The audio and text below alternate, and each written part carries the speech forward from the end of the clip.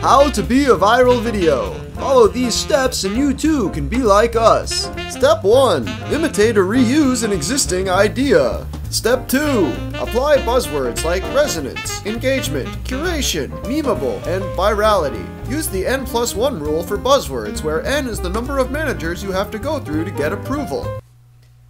Did I fool you?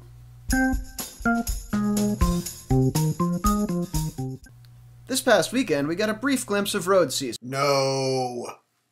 Dude, can I finish? Shouldn't it at least be meh, anyway? Well, whatever. It's not coming back for a few weeks. I mean, there are some tiny French races, but... If you missed the Santos Tour Down Under, I've got you covered. And of course, virtual high five to everyone out there who spread the word. If you don't know what I'm talking about, probably click on my hand. The Tour de San Luis also took place last weekend and was kind of more interesting in a weird stuff from old-timey bike racing sort of way. Give that article a read. The link's in the description, and you're probably not going to see anything like it again for the rest of the season. Mayhem notwithstanding, Movistar's Nairo Quintana took the overall, and while that means that Phil Gaiman can't retire undefeated, he still looks pretty cool with that clean tattoo on his arm up on the podium. See, I always thought the point of the clean tattoo is to have something, on your arm, so that when you went to inject, you'd stop. Having it as a podium display is a much more positive message. Anyway, if you're looking for Tour de San Luis video, there's a few official clips on YouTube, plus a herky-jerky re-upload of a pirated livestream that wasn't particularly well produced to begin with. That still has 30,000 views. The World Cyclocross Championships are this weekend, which I'm pretty excited about. With Rabo Liv's Marianne Vos returning to form in the final World Cup, I'm looking forward to a legendary head-to-head battle between her and Trek's Katie Compton. I'm also excited because American audiences might actually be able to watch it. Universal Sports, known to most fans in the US, is the reason behind this infuriatingly obtuse message on the UCI's YouTube page.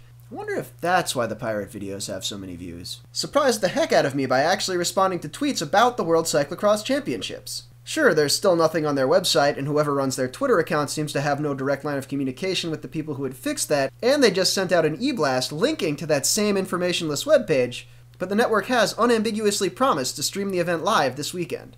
That is, as long as your ISP is one of a handful of providers with secret approval, and if you have a TV package that already carries Universal Sports, and if you're logged in from your home connection. But look, their unfamiliarity with the concept of live streaming notwithstanding, I wonder if that's why the pirate videos have so many views. Universal Sports' 4 tweets about cyclocross in the past month is 4 more tweets than they've made about cyclocross in the history of ever. So, progress. Vuelta champion Chris Horner has finally landed on his feet, signing a contract with Lampre Merida just 1 month into the year, well ahead of the season proper. Not too shabby for a 42-year-old with more than a few brushes with infamy on his resume, in a market where even Sammy Sanchez can't seem to find a job. I say even because knowing the internet like I do, if there were any way a rider with the name Sanchez could have acquired the nickname Dirty, it would have happened by now. You may need to look that one up. Actually, don't.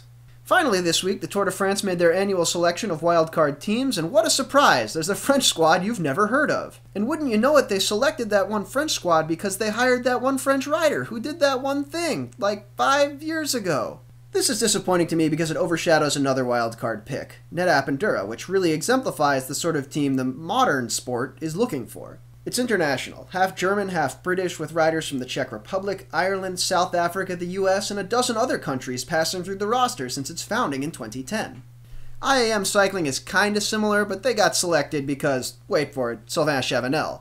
Which I really can't complain about because, wait for it, Sylvain Chavanel. But even more in NetApp's favor is the fact that they've got a billion-dollar international sponsor that's built the team from the ground up. They've been satisfied in investing in and are a good match for the audience that cycling brings. Relatively small, but decidedly international. Like, if I wanted some cloud computing tomorrow, I could call up NetApp, and for that matter, so could a guy in Switzerland, or Australia, or Zimbabwe.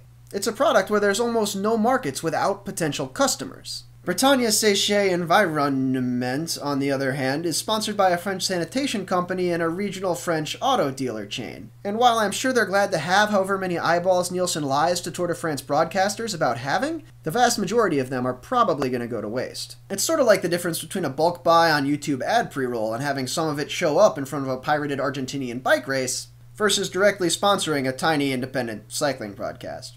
I'm Cosmo Catalano, and that was the week in bike. Thank